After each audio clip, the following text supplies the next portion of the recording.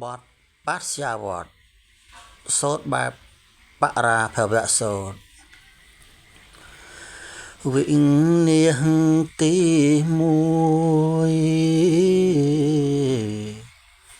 กาสอบโทเตรตรุงสลอาสรจรานทเวบอมปีน ជាហេតុតនហន់នឹងជាប្រធាននាំសត្វនៅ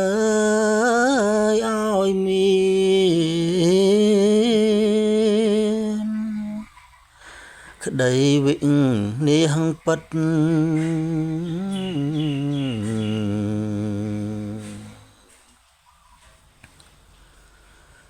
វិនិច្ឆ័យទីពីរគឺការគប់មិត្តដែលមានគុណិតអសពបុរស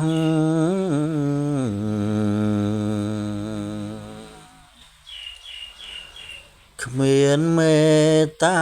ធម៌នៅក្នុងខ្លួនសោះជាហេតុនៅនាំឈ្មោះ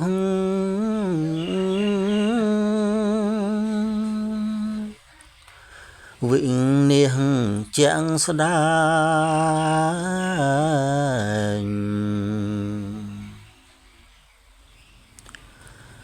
វិ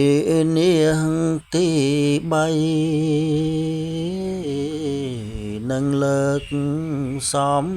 ដែងពីអ្នកនោះឯងខ្ជិលពុំអង្សា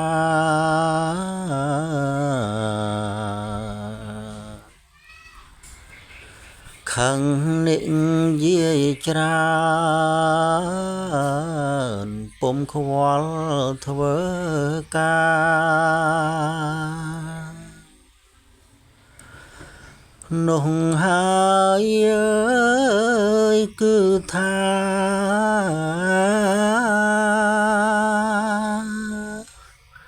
ហេតុអន្តរធា